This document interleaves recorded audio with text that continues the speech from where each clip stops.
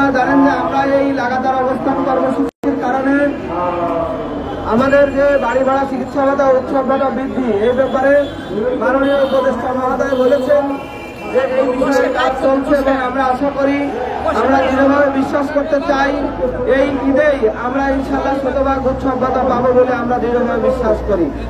তো আমরা আগামী বাজেটে আমাদের বাড়ি ভাড়া, চিকিৎসা ভাতা বৃদ্ধির জন্য আমরা জোর চেষ্টা চালিয়ে যাচ্ছি। আশা করি ইনশাআল্লাহ আমাদের বিজয় সুনিশ্চিত। আপনারা জানেন যে বিভিন্ন রাজনৈতিক সামাজিক সংগঠনও আমাদের এই দাবি আদায়ের জন্য তারা কাজ করে যাচ্ছে এবং বাংলাদেশ জামাত ইসলামীর যে সংগঠন আদর্শ শিক্ষক ফেডারেশন, সেই শিক্ষক ফেডারেশনের কেন্দ্রীয় কমিটির সম্মানিত সাধারণ সম্পাদক ফজলুল করিম সাহেবের সাথে সকালে আমার কথা হয়েছে। উনি আমাকে জানিয়েছেন যে প্রধান শিক্ষা উপদেষ্টার কাছে এই শতভাগ উৎসব ভাতা বৃদ্ধির জন্য ওনারা জোর তদবির চালিয়েছেন এবং ওনাদের সাথে কথা হয়েছে। ইনশাল্লাহ ওনারাও কর্মসূচি দিবেন। তবে আমরা সকলের কাছ থেকে যে খবর পাচ্ছি, ইনশাল্লাহ আমাদের দাবি ইনশাল্লাহ আদায় অবশ্যই হবে।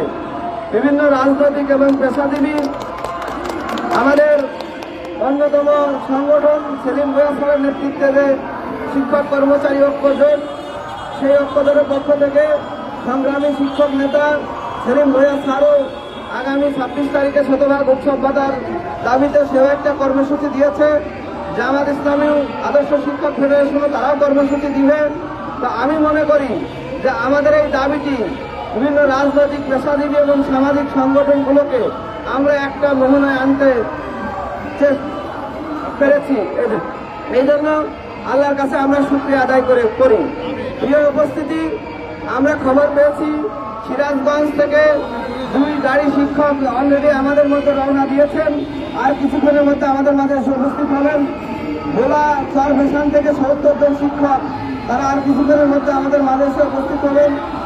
ইতিমধ্যে নেত্রকোনা মদনগঞ্জ থেকে একজন শিক্ষক আমাদের মাঝে এসে উপস্থিত হয়েছেন।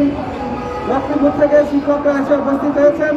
ময়মনসিংহে আফজালুর রশিদ এবং আবুল বসর নাজুম স্যারের নেতৃত্বে বেশ কিছু শিক্ষক আর কিছুক্ষণের মধ্যে আমাদের মাঝে এসে উপস্থিত হবেন। সর্বোপরি আজকে শিক্ষকদের লোক আলোচনা হয়ে যাবে। রংপুর থেকেও শিক্ষকরা এখানে উপস্থিত হয়েছেন। আপনারা জানেন যে আগামীকাল আমরা আমাদের পরিবার পরিজন নিয়ে সচিবালয়ের রুমকে পদযাত্রা করবো ইনশাআল্লাহ।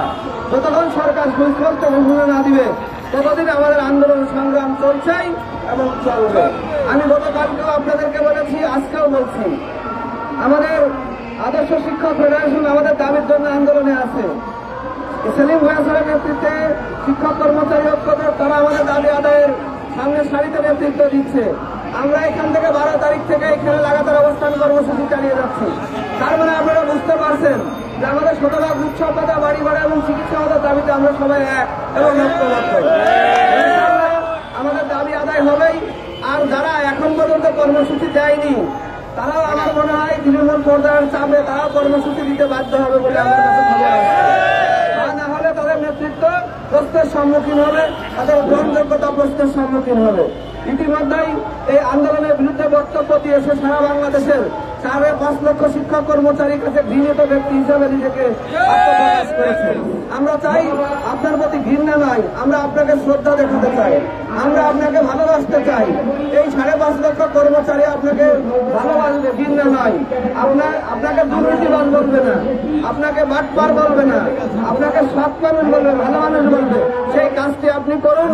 এই 5.5 লক্ষ শিক্ষক কর্মচারীর মনের ভাষা বুঝে শতভাগ উৎসব ভাতা এবং বাড়ি ভাড়া এবং মেডিকেল ভাতা বৃদ্ধির দাবিতে এই আন্দোলনের কর্মসূচিতে সংহতি প্রকাশ করুন।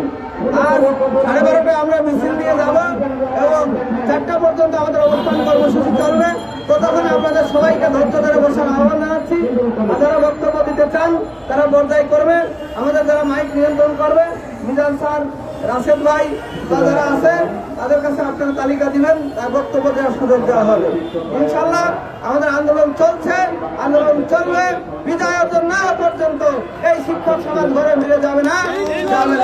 বিজয় আমাদের সুনিশ্চিত, শতভাগ উৎসব ভাতা আমাদের সুনিশ্চিত, বাড়ি ভাড়া, চিকিৎসা ভাতা ইনশাল্লাহ আমরা পাবো। আল্লাহ তাআলা আমাদের সকলকে মঙ্গল করুন এবং আমাদের এই কর্মসূচি সুস্থতার সাথে সম্পন্ন করার তৌফিক দান করুন। আল্লাহ হাফেজ। বাংলাদেশ জিন্দাবাদ। সবাইকে ধন্যবাদ।